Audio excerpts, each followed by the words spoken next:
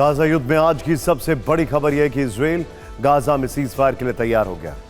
4 दिनों की cease fire में 50 बंधक छोड़े जाएंगे। इजराइल बदले में 150 फिलिस्तीनी कैदियों को रिहा करेगा।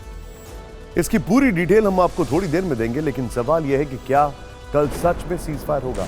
सवाल यह भी है कि क्या इसका मिडल ईस्ट पर कोई असर होगा, क्योंकि वेस्टर्न इंटेलिजेंस की रिपोर्ट है इस दौरान मध्य पूर्व में अशांति छाई रहेगी। यमन के हूती विद्रोही अटैक मोड में रहेंगे। अमेरिका के बेस पर ईरान समर्थित हमलों की आशंका रहेगी। सीरिया से इजराइल का तनाव बरकरार रहेगा। वेस्ट बैंक में आईडीएफ का एक्शन जारी रह सकता है। सोचिए जरा, तो फिर दुनिया इसे युद्ध विराम कैसे मान ले? वो भी तब जब इजराइल का इतिहास रहा है कि उसने अपने दुश्मनों को कभी बख्शा नहीं, भले ही इसमें कई साल क्यों ना लग गए। म्यूनिख कांड आपको याद होगा, और सीज फायर से पहले क्या हुआ यह भी सुनिए। इजराइल ने गाजा में भीषण हमले किए। हमास ने जवाब में आईडीएफ के खिलाफ कोहराम मचाने की कोशिश की। सीज फायर से पहले तबाही बड़े पैमाने पर हुई।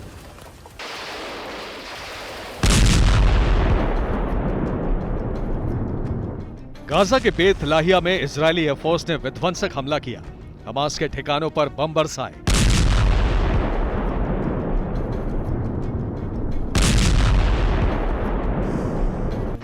गाजा के एक होटल में घुसकर आईडीएफ की कमांडो यूनिट ने भीषण फायरिंग की। हमास के अड्डे को नष्ट किया।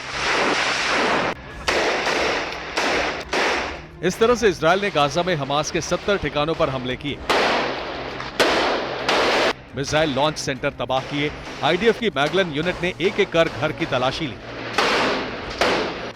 स्पाइक मिसाइल और iron sting guided mortar bomb से हमला किया। Observation post, missile launch site, terror cells को ध्वस्त किया। पास के स्कूल में रेड करके 2 टनल शाफ्ट तबाह की। खान यूनिस इलाके में नासिर अस्पताल के पास शेलिंग में हमास के 10 लड़ाके मारे गए। 22 लोग जख्मी हुए। एक दिन पहले हमने आपको इसी शो में जानकारी दी थी कि गाजा में सबसे विध्वंसक जमीनी लड़ाई जैतून और जबालिया कैंप के इलाकों में चल रही है। आज वहां इस युद्ध का वीडियो भी सामने आया। इजरायली फोर्स ने गाजा में सुप्रीम कोर्ट पर भी कब्जा किया। गाजा में अब कोई शरिया अदालत नहीं है।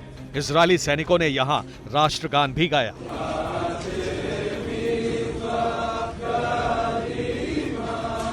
आईडीएफ इससे पहले संसद पर भी कब्जा कर चुकी थी। वहां इजरायली झंडे फहराए थे।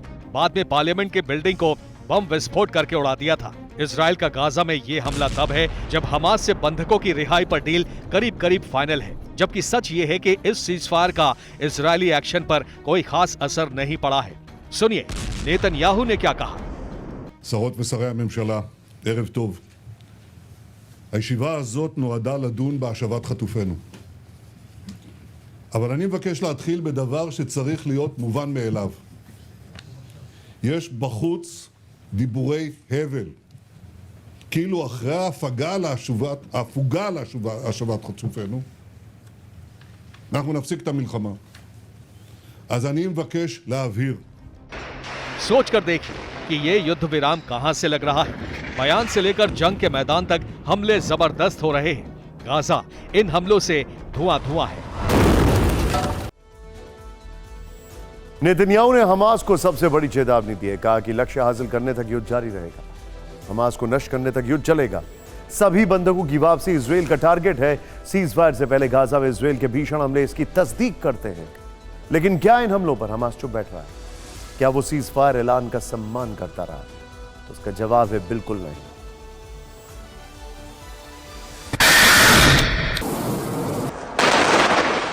आईडीएफ पर हमास का भीषण प्रहार। सीज फायर से पहले जोरदार पलटवार।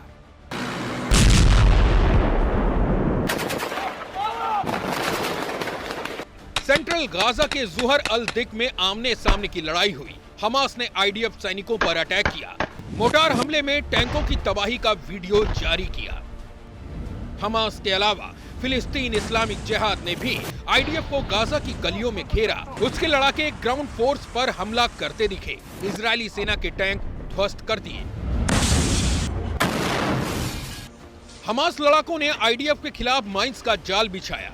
दबे पांव वो इजरायली सेना पर घात लगाते गए और फिर जोर का धमाका किया। वियतनाम युद्ध की तर्ज पर इजरायली सेना को भारी नुकसान पहुंचाया। हमास ने दिन में कुछ इस तरह आईडीएफ के खिलाफ मोर्चा खोला तो रात में सेंट्रल इजराइल पर रॉकेट अटैक किए। 10 रॉकेट लॉन्च किए गए। हालांकि इनमें से कई को इजरायली एयर डिफेंस सिस्टम ने नष्ट कर दिया।